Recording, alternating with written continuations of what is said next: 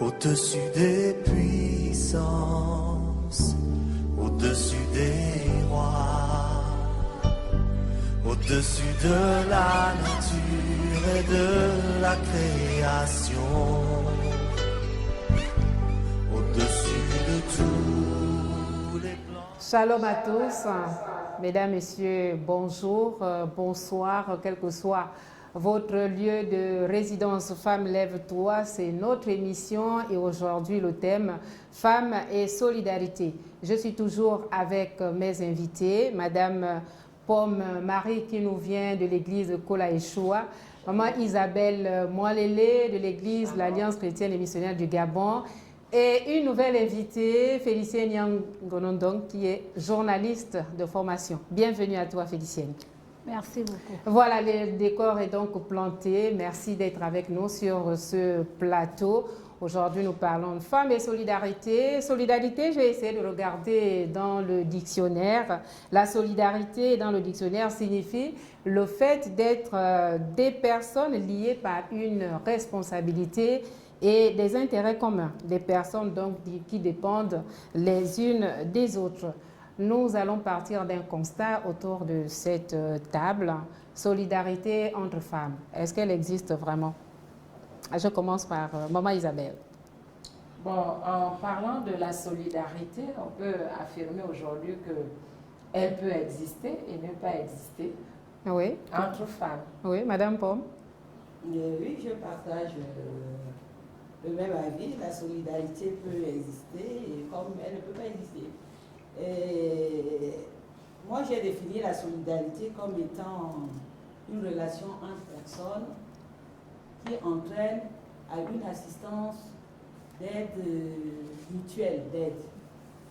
Donc, relation entre personnes entraînant à une assistance et une entraide entre femmes. Oui, l'entraide entre femmes.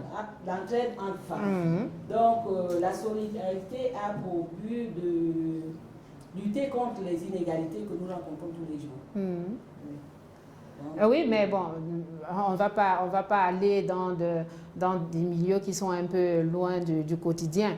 Nous constatons tout simplement que la solidarité pose problème parfois dans les familles où nous voyons l'espèce de guéguerre entre sœurs, entre tantes et nièces, entre parfois la belle-mère et la belle-fille. Est-ce que dans ce cas, on est toujours centré sur la solidarité? Est-ce que c'est toujours une obligation ou un devoir pour les femmes d'être solidaires?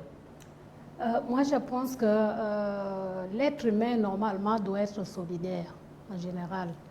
Et la femme, de par son éthique, parce qu'elle crée, c'est la femme qui a créé l'humanité, je peux dire comme ça, la femme doit être solidaire. Mais n'empêche qu'il y a des brebis égarées, les femmes ne reçoivent pas en retour ce qui leur revient de droit. Si bien qu'on peut être solidaire à un temps donné, et à un temps donné, il faut le savoir dire aussi non. Ben oui, parce que la solidarité a des avantages, comme la solidarité aussi peut avoir des inconvénients. Si vous êtes face à une belle-mère, on va dire au sein du couple, vous êtes la belle-fille, vous arrivez dans un foyer et tout de suite c'est la belle-mère qui commence à vous agresser, ça m'étonnerait que l'on parle de solidarité là. Non, non, non. La belle-mère, en fait, la belle-mère c'est notre mère aussi. Mais il y a des moments où on peut dire aussi à notre mère que non, ce que vous faites là, c'est pas normal. Mais en Afrique, quand tu dis ça à la belle-mère, ça veut dire que tu es en train de tenir tête à la belle-mère, Maman Isabelle. Mais, ce sont des situations que nous vivons au quotidien. Il faut l'avouer aujourd'hui que la solidarité, elle devient quand même quelque chose au lieu d'être ensemble, par exemple pour construire un foyer, parce que la belle-mère, elle est là pour aider son fils et sa fille à construire le foyer. Mais quand nous remarquons que lorsque la belle-mère arrive, au lieu de construire, elle cherche à détruire. Ça, ce n'est plus une solidarité entre femmes. Et pourquoi? Quelle est la cause? La cause, c'est que lorsqu'elle est là, elle utilise la ruse, elle utilise la séduction, elle utilise les pièges, elle utilise le mensonge, elle utilise l'accusation. Et ce sont des mots qui minent normalement la solidarité aujourd'hui entre femmes. Est-ce que face à ce comportement, la jeune fille qui vit en mariage peut encore se montrer solidaire aussi? Parce que souvent, c'est la belle-mère, on demande plus à celle qui arrive dans le foyer. On lui demande de faire ceci, de respecter la belle-mère, la belle-sœur, de préparer pour la belle-sœur, la belle-mère, en tout cas pour tous les beaux-parents. Est-ce que vraiment elle est encore dans de bonnes dispositions si elle n'est pas bien accueillie? Je peux affirmer que lorsqu'elle va remarquer un tel comportement, elle va aussi développer une certaine attitude. Là, ça dépend maintenant de son éducation, l'éducation qu'elle a reçue de par ses parents. Mais si c'est une fille qui veut défendre aussi ses intérêts, je pense qu'elle va montrer une attitude qui sera à déplaire pour sa belle-mère et pour toute la belle famille. Donc, si du côté de la belle-mère, elle est là pour construire, je pense que la belle-fille va se montrer comme une fille qui veut aussi le bien-être de sa belle-mère. Et pour les jeunes filles aujourd'hui qui vont dans les ménages ou dans les foyers avec une famille nombreuse où il y a des belles-sœurs plus âgées, quel est le conseil vraiment que vous pouvez donner à ces jeunes fiancées? C'est lourd quand même. La solidarité à l'africaine, quand on arrive dans un foyer, dans un ménage où le bon monsieur a des sœurs, des grandes sœurs, des petites sœurs. La solidarité qui doit la manifester en premier, c'est celle qui arrive ou bien les belles sœurs qui reçoivent? Normalement, c'est vice-versa. Quand vous arrivez dans une famille, je dirais comme ça, quand vous arrivez dans une famille, chez nous, on dit quand tu épouses un homme, tu remplaces par une femme et vice-versa. Quand vous partez en mariage dans une famille, c'est que cette famille-là devient votre famille. Et donc, vous devez d'abord être solidaire, vous devez écouter cette famille. Mais maintenant, si vous constatez que la belle famille vous prend pour une petite esclave, bonne à tout faire. Non, vous devez vous révolter. Moi, en faisant quoi? En disant non, il faut savoir dire non. Quand ça ne va pas, vous dites à votre belle-mère que ce qui se passe là, je n'accepte pas ça. Ce n'est pas un manque de respect, c'est une vérité. Il faut savoir dire la vérité. Ce n'est pas parce que c'est votre belle-mère que vous n'allez pas lui dire la vérité. Non, la vérité est bonne à dire. Mais parce que souvent, quand on n'obéit pas à une belle-mère qui vous demande, par exemple, de rendre service, on va vous traiter de tous les mots ou bien tous les noms d'oiseaux. Il y a une façon de dire non aussi. Vous n'allez pas dire non devant tout le monde que non, ma belle-mère, je n'accepte pas ça. Non. Vous appelez votre belle-mère, vous dites que la dernière fois, vous m'avez parlé comme ça, vous m'avez fait ceci ou cela, je n'accepte pas ça. Bon, maintenant, si la belle-mère se met dans la cour pour vous insulter aussi, pour vous dire des mauvaises choses, une fois, vous pouvez d'abord laisser parce que c'est votre maman. Vous allez d'abord laisser, mais si ça perdure, vous allez lui répondre aussi. Hein? Pour revenir sur ce que ma consoeur vient de dire, et il faut dire que lorsqu'une femme vient en mariage, le premier jour qu'elle arrive, je pense qu'il y a d'abord l'accueil. Il y a un accueil qui lui est réservé et l'accueil lui est réservé par la belle famille. C'est la belle famille qui accueille la fille qui arrive dans leur maison. Et le premier jour va démontrer le reste des années qu'elle va passer dans cette famille. Et nous sommes là aussi pour éduquer, non seulement du côté de la belle-fille, mais aussi du côté des beaux-parents qui doivent accueillir cette jeune fille qui vient découvrir une nouvelle famille. Si elle est accueillie d'une manière avec paix, avec joie, je pense que cette solidarité-là va durer, va former une famille durable. Mais lorsqu'elle est accueillie déjà par des insultes, les belles sœurs qui commencent à dire à leurs frères, pourquoi tu es parti chercher une telle femme? Est-ce qu'il n'y avait pas de belle femme? Est-ce que celle-là, elle est belle? Est-ce que celle-là, elle est ceci? Vous voyez que la solidarité va prendre déjà un coup. Il va se créer la division, il va se créer, des pièges vont se former autour de leur belle-fille, des incompréhensions vont se former et il y a des cas où ça entraîne jusqu'à la mort. Parce que, comme elle disait tout à l'heure, quelles sont les conséquences du manque de solidarité, je peux dire que c'est un sujet qui peut entraîner jusqu'à la mort. Oui, mais c'est un sujet qui peut entraîner jusqu'à la mort parce qu'on constate même que lors des décès, par exemple, quand il y a un monsieur qui décède et qui laisse une épouse avec des enfants, généralement, ce sont des belles-sœurs qui viennent même agresser la veuve. En Afrique, c'est ce qui se passe. Mais même au lieu de rester seulement dans la vie de couple, Madame Pomme, nous constatons aussi que dans l'administration, la femme est l'ennemie de la femme. Ce n'est pas toujours la solidarité.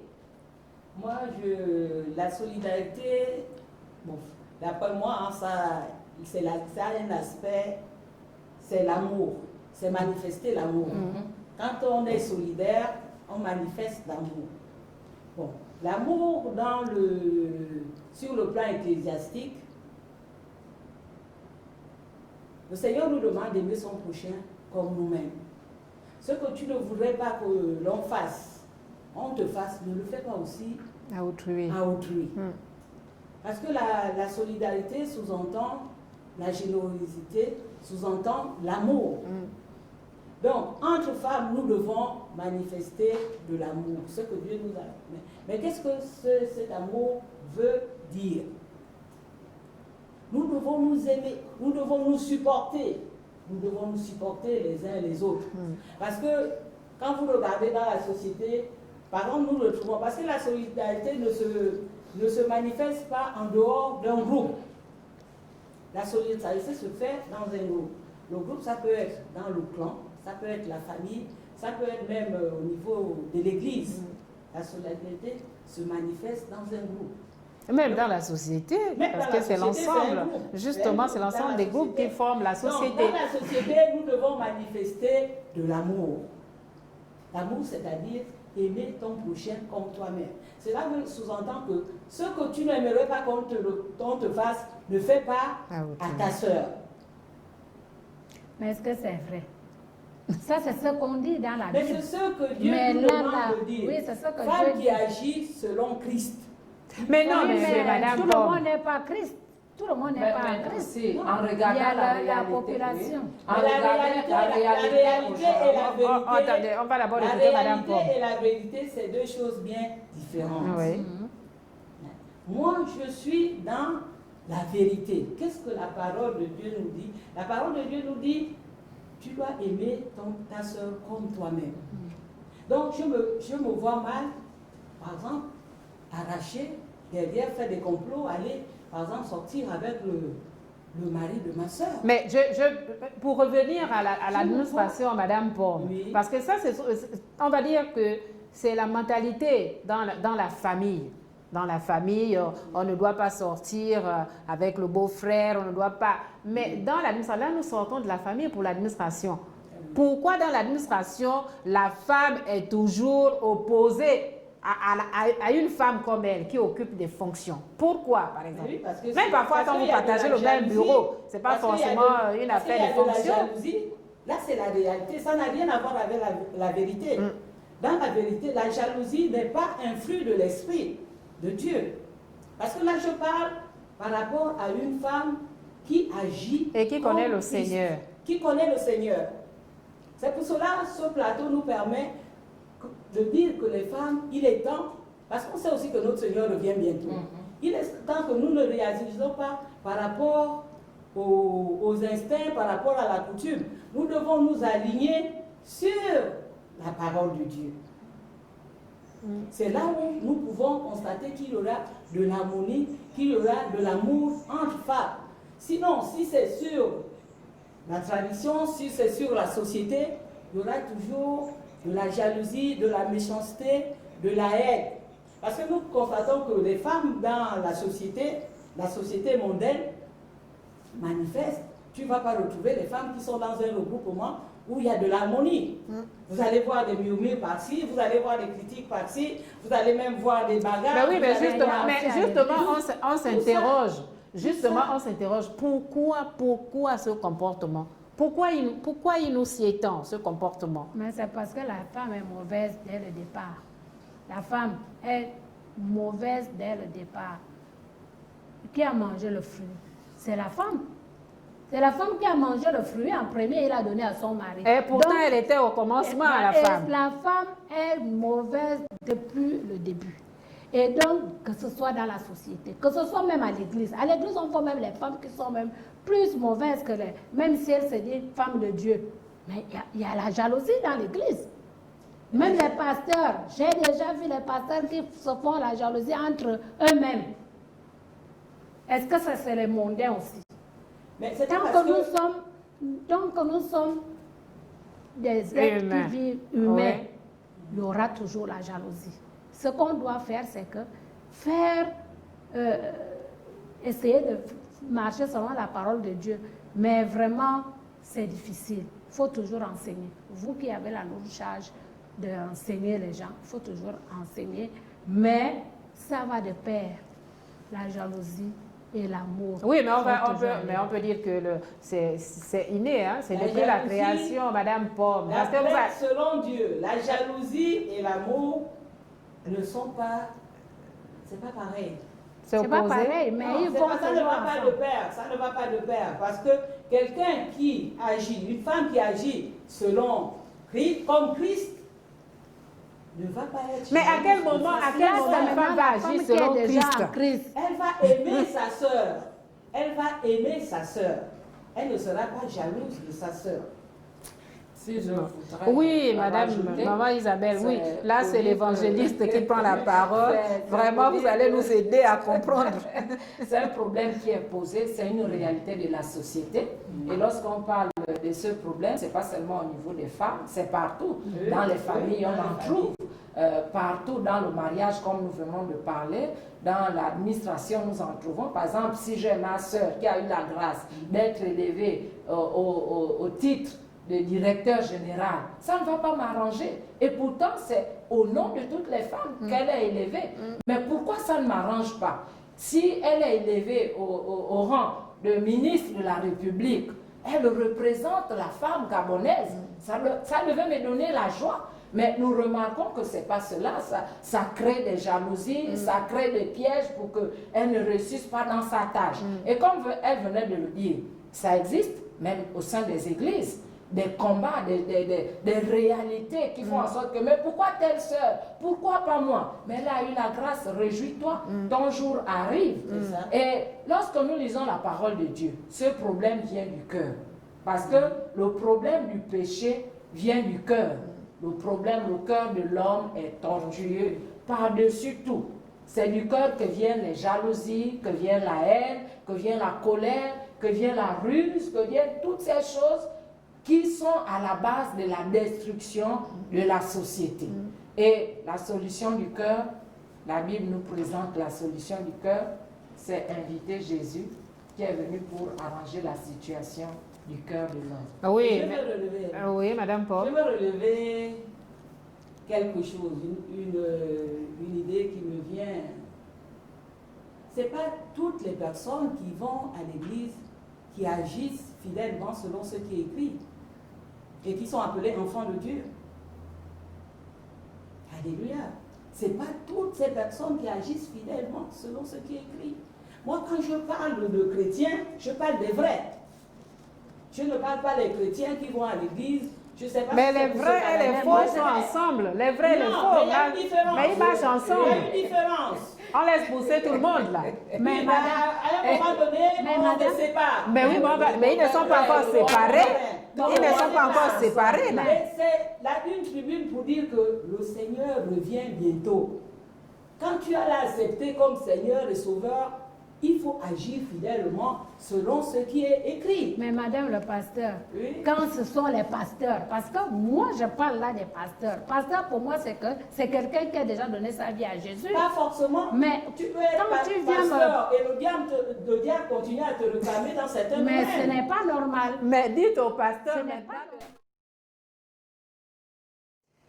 Alors, nous avons donc rendu un peu responsables les pasteurs dans les églises, donc aux pasteurs de revenir sur la parole de Dieu. Mais nous constatons aussi, finalement, c'est peut-être l'homme qui est au centre de ce manque de solidarité au féminin, parce que nous constatons que quand le monsieur, lui, n'intervient pas, mais ça va dans tous les sens entre belles-sœurs. Oui, moi j'estime que tous les torts ne sont pas quand même au mari, mais la grande partie des torts revient aux hommes. Pourquoi? Quand vous partez dans une famille, c'est un monsieur qui vient vous chercher chez vous et vous arrivez et lui, il connaît déjà sa famille. Quand vous arrivez, il y a des hommes. Quand un frère arrive ou une soeur arrive, il ne faut pas lui donner, ils sont comme ça, mes parents sont comme ça. Il commence à te raconter la vie de sa famille que toi, tu ne maîtrises pas. Maintenant, quand son frère arrive, te demande quelque chose, tu dis, il n'y en a pas. Et le frère va dire que c'est madame qui ne veut pas nous donner les choses. Oh, madame, c'est un peu comme les chefs et les secrétaires. Le chef dit à sa secrétaire que bon, je ne reçois pas. Mais tu l'appelles et te dit tout de suite que viens me voir. Quand tu arrives au secrétariat, dit que le chef ne reçoit pas. La faute revient à la secrétaire. Oh, ce n'est pas la secrétaire. Souvent, c'est les maris qui disent aux femmes que ne faites pas comme ça, je ne veux pas, mes parents là sont comme ça. Et lui-même, il se met à l'abri. Pendant ce temps, c'est madame qui est vilipendée. C'est madame qui est exposée. C'est madame qui est Et exposée. maman Isabelle, on voit même dans la Bible, parce que je crois que c'est le père de la foi. Lui, il avait voulu trouver la solution à sa façon. Je ne sais pas, c'était peut-être une marque de solidarité. Son épouse a pris le mari à donner à son esclave. Est-ce que ça s'est bien terminé?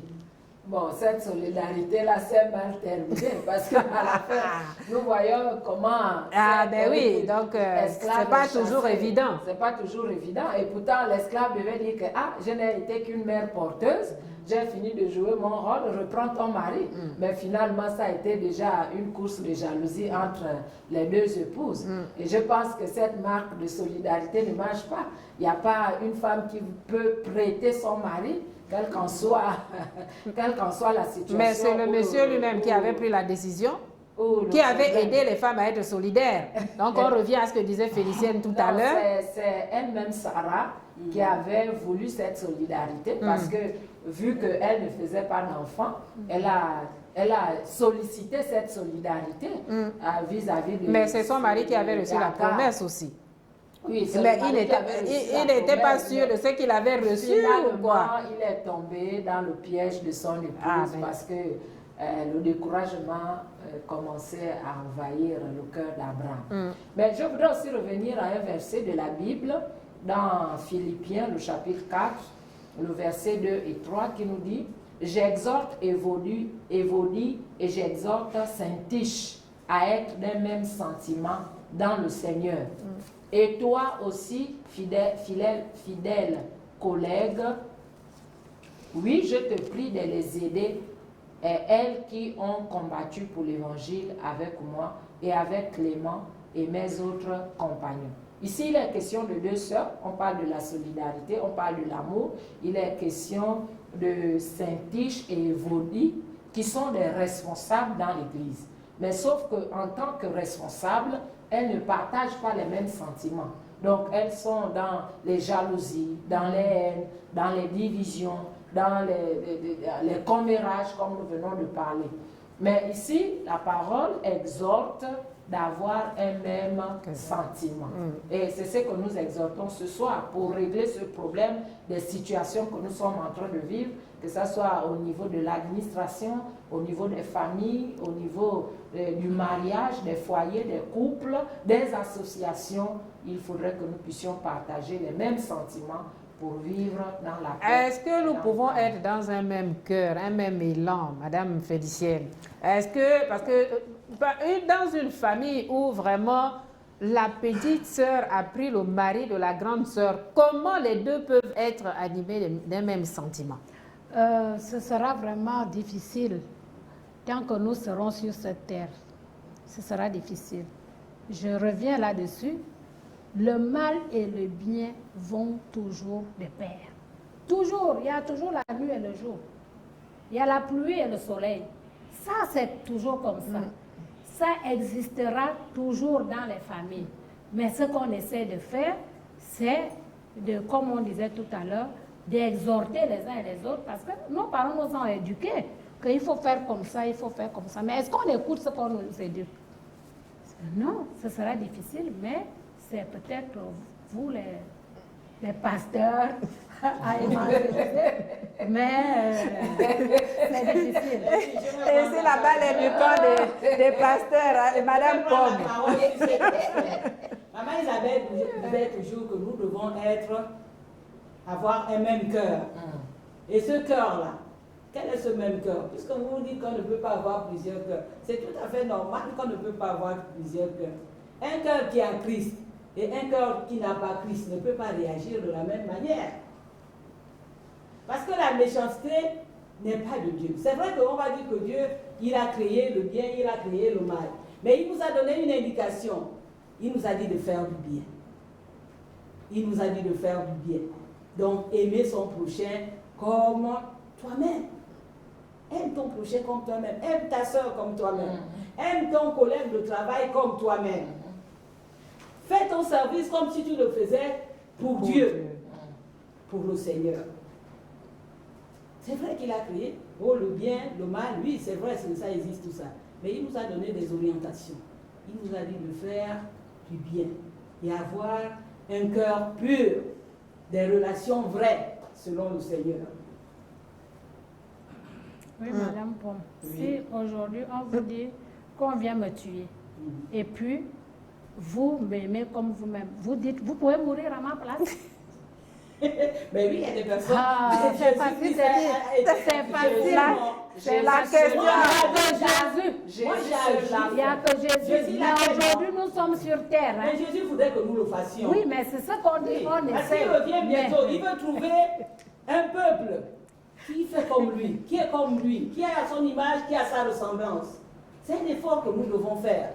C'est dur, c'est vrai, parce que nous sommes dans le monde, mais réalisons que nous ne sommes pas de ce monde. Nous sommes des citoyens célestes. Vous pensez que le Saint-Esprit qui est en nous ne nous donne pas la nature de Christ? Madame Pomme, le citoyen céleste, c'est celui-là qui a accepté le Seigneur. Mais oui, mais tout le monde n'est pas chrétien. Mais non, il est temps que les gens reviennent. Voilà, il faut que tout le monde accepte Jésus. Oui, pour avoir il est temps que les gens reviennent au Seigneur. Parce que c'est là où on va avoir une société, une vie harmonieuse.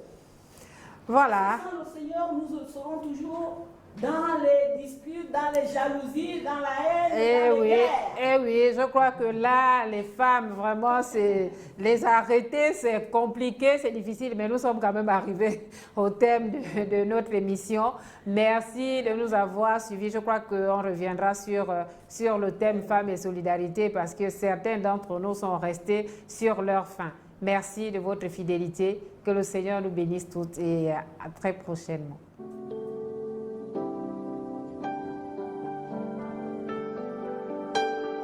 Au-dessus des puissances, au-dessus des rois, au-dessus de la nature et de la création.